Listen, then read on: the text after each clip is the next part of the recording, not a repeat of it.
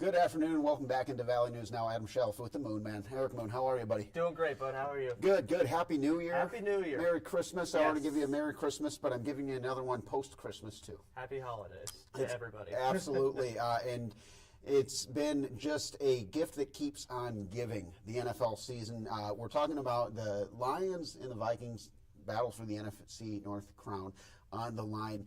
But just to kind of set the stage, I'm going to put a little egg on my face here. Okay. Going into the season, I said Lions win the division, Vikings come in last. And I know I wasn't alone. Bears fan in you. Well, you know, like a lot of people had the Bears finishing third and the Vikings finishing fourth, and that seemed to be the consensus that Minnesota was kind of like a middling team in a really tough division. Turns out the Bears are the worst team, and it's not close. Yeah, but not even close. The Vikings, since Kevin O'Connell took over, they've been slowly growing it. This is the first year that they've put it all together, and now you got two teams at 14-2 going into what feels so much like a playoff game. Obviously, both teams are in, but still a lot on the line. Yeah, think about just going back to the preseason here. I actually kind of had the opposite feeling as you in the preseason. Like, don't read too much into preseason games at all. I just had a feeling covering all three of those preseason games with this team just because of how efficient they were with everybody on the field. Such a great coaching job by Kevin O'Connell. And he's got to be coaching. And a lot of guys have stayed healthy as well. So that's a huge factor for what's gotten the Vikings to this point. I mean, 14 wins is absolutely incredible. Yeah. I actually have some crazy stats about that, all right? Okay. So I wrote down some notes. Since both teams are 14-2. Exactly. And it's actually the first time in the regular season that this has ever happened with both teams, 13-plus wins before kickoff. 13-plus. Yeah. Keep that in mind. This is two 14-win teams. Yeah, and I think that it's fair to consider that the NFL used to be a 13-game regular season. It used to be a 17 or a 13-game and then a 16-game, and now we're at a 17-game. And so it does kind of move the line just a little bit, much like rushing records, receiving single-game receiving, or single season stuff. Week. Right, which is also a whole different crazy situation. But bringing it back to Saquon, right? Because the last time the Vikings were in the playoffs, Saquon went crazy. This team's just so much better than that team we saw a couple of years ago. But that was one of the big ones that jumped off to me. Another one for you. So since the playoff season began in 1975, this is the third time the two opponents have played in the final game of the regular season with the number one seed in a conference on the line. So in 1979, everything on the line, just about, except for a playoff spot. Exactly. Like last time, it was the Cowboys against Washington in '79. Excuse me, that was one of the times, and the other was '93, New York Giants against the Cowboys. So you could say the first time the Cowboys weren't even involved in something like that. Like I said, both teams make the playoffs, but then it creates such a different road to the Super Bowl. Yeah. The winner gets that first round bye. And then the loser is the 5 seed, has to go on the road in the wild card, and then you're talking about playing Tampa, L.A., or Atlanta, kind of depending on what happens there. Yeah, that's a small possibility with LA. It's probably going to be either Tampa Bay or Atlanta. And I think who wins the NFC South. Tampa scares me the most out of those. Tampa's definitely a good scarier. team. I like Atlanta with Michael Penix under center, but Tampa Bay is definitely much scarier with Baker. The year Baker has had, he's just kind of emerged into, dare I say, elite NFL quarterback? Oh, yeah. Yeah, he's got to be. He's running that offense with kind of a resurgence that Sam Darnold is running the Vikings offense with. That system just fits perfectly for both players. This might be a crazy for thing Darnold and Tampa for Baker. I think Baker, this year of Baker, was better than the last year of Brady. Perhaps. and like that's a 40-some-year-old Tom Brady. So I can't compare, but it's been great otherwise. All the more reason for Minnesota to try to get this win, because it would be very tough to go into Tampa. L.A. also, they've gotten hot. You know, Atlanta, they're a team that, like, you look at all the weapons on that offense, and they haven't been consistent all year, but they're proven to be dangerous enough to pull an upset. Yeah, it's not just a bye. It's where do you play if you win and keep winning in the playoffs. Vikings get the 1 seed. They get to play any playoff games at home until the Super Bowl. That doesn't matter, since the Chiefs are in the AFC. These are the teams with the 2 best records in the NFC. But you get the 5 seed. Now you're going to play at Atlanta or Tampa Bay, maybe LA if something weird happens. You're going to play probably at the 2 or 3 seed. So that may be LA. That could be Philly. It'll be interesting to see how that shakes out. And then whoever in the NFC Championship, probably got to be on the road as a 5 seed. Unless whoever the 6 and the 7 are, which would be Green Bay and Washington, somehow go on a run themselves as well. But that still probably means you're on the road. And so, no matter how you slice it, it's not must win, but it's a want to win. It's a want to win. You want to win. I would call it a must win. I mean, both teams. You could make an argument, and so it is kind of like the pre-playoffs. Yeah.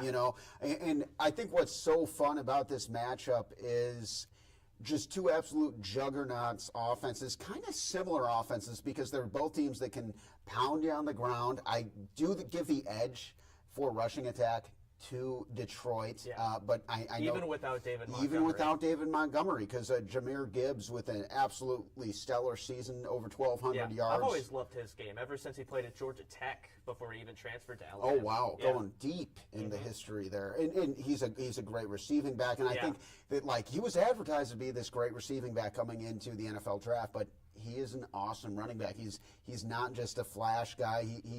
He's hard to take down, and that run game really embodies who Detroit wants to be. That offense just punches you in the mouth early, and they stay with it.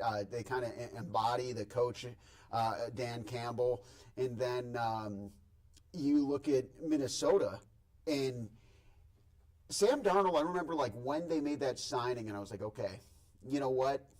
I think this could work out. I didn't think he was going to be the guy he's turned into this year, but I just remember thinking well, if there's ever a time for Sam Darnold to turn his career around, he's just been in San Francisco. See, I talked about the things I got wrong. Now I'm talking about the things I got right. Being able to spend that year holding the clipboard and then getting to kind of learn and improve, and then coming into play under Kevin O'Connell. QB whisperer. The QB whisperer indeed, and all of a sudden you're seeing this guy light it up and finally turn into the player that a lot of people thought he was going to be coming into the NFL draft. 35 touchdowns, 12 interceptions, over 4,000 yards passing, and you got him against Jared Goff. Dare I say 2 MVP-type years head-to-head in the QB battle there. Neither of them will win it because there's Josh Allen and Lamar Jackson. Right. But they're definitely MVP-type years when you look at the stats and look at the performance of their teams.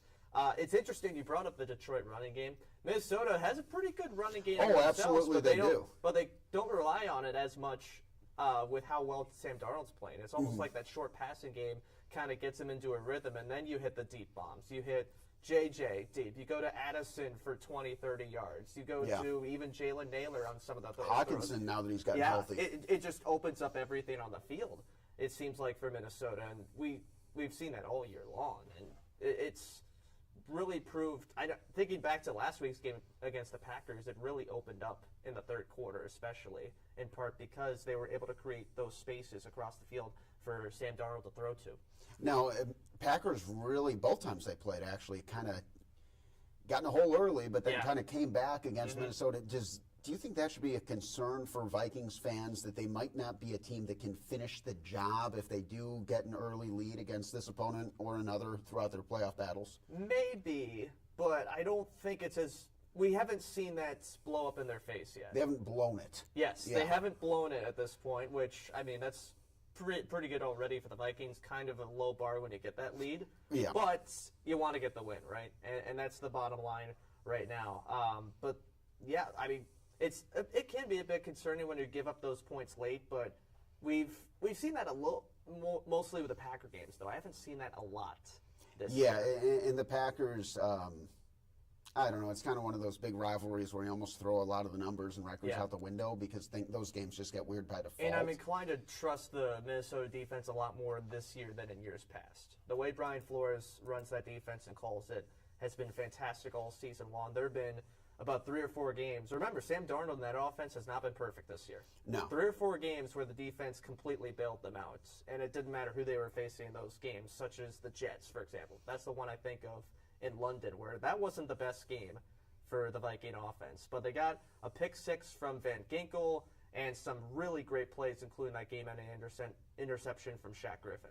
So that defense, definitely I trust them a lot more this year than I would in years past. Yeah, I have kind of been saying most of the year the Vikings proven to be the best defense in the league, and that's where I give the Vikings an edge on the defensive side of the football there. And like you said with Flores, I think that there's so many different ways that he finds to attack, and there's so many different ways he is able to just recognize an opponent's weakness and then game plan around that. But when I look at Detroit's offense, it's hard to find any weaknesses at all.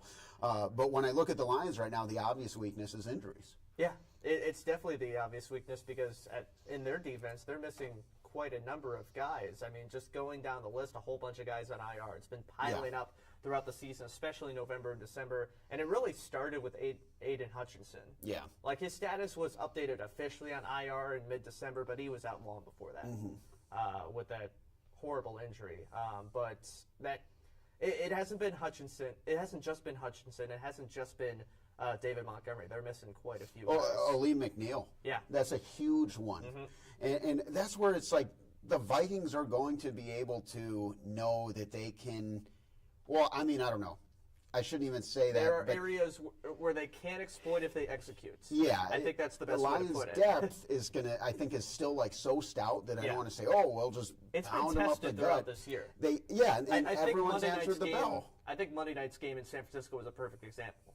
Yeah. Where they were going neck and neck with the Niners. Of course, that's a tougher game when the Lions are going up against them because of how tough that NFC Championship was last year and how motivated they were to get some revenge there. The Niners definitely brought it as well. But if Detroit's fully healthy there, that's probably a wider spread. I would agree. Speaking of the spreads, this one is Detroit -3 right now.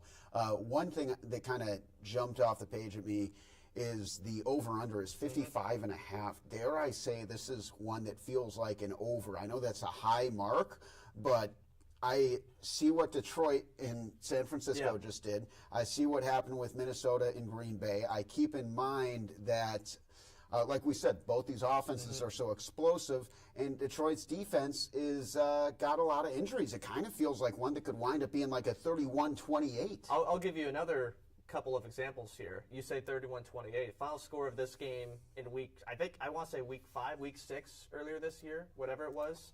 31-29 Lions. Wow. Okay. Yeah. So you're 1 point off there. Yeah. Only 1 point. And then you look at. I'll give you another example with the Lions game, the Buffalo game. I can't even remember the final score of that one, but I remember it being 49-42 or whatever it was, something like that. So that's another shootout, and I think more reflective of what we've seen from Detroit's 48-42. Yeah, 48-42 from Detroit's defense this year, where the depth has been tested, and it hasn't passed every test. They've been giving up points, but the offense has been good enough, except for that game, to counter that so far this year. Well, it's going to be a battle. It's going to be quite the battle. I feel like we got to kind of make a prediction. I don't feel great about it. We already did our picks. Your picks are on my desk. Yes. My picks are on my desk. But just talking about this game this week, who do you think takes it? If this game is in Minnesota, I would take the Vikings.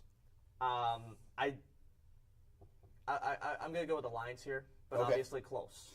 Yep. You know, probably right around that -3 line because this game, even with the depth hits that the Lions have taken, is going to be very similar to what we saw earlier this year in Minnesota. And I think Detroit has gotten so accustomed to winning those one-score games, as have the Vikings to their credit, but the Lions have won so many more in the past 2 years. I just like Detroit's ability to come out on top there, even with how close it's going to be. You make a very strong case, and I think this one could go either way. I'm leaning Minnesota. I also think it's going to be within that kind of 3-point margin that the pundits believe. it will be. I just think that when you look at all the injuries, the Vikings, they had injuries. They weathered the storms, but they got healthy again. Exactly. They got, not Hutchinson, Hawkinson. They got Hawkinson back midway through the season, and I feel like they've kind of gotten stronger as they go. The Lions, I'm just waiting to see the crack in the armor because I do believe that to win a Super Bowl, you got to be healthy. I think the Lions, they might be the kind of team, and they feel that way, that could be like, hey, we don't care what anyone says. We're going to take the Super Bowl.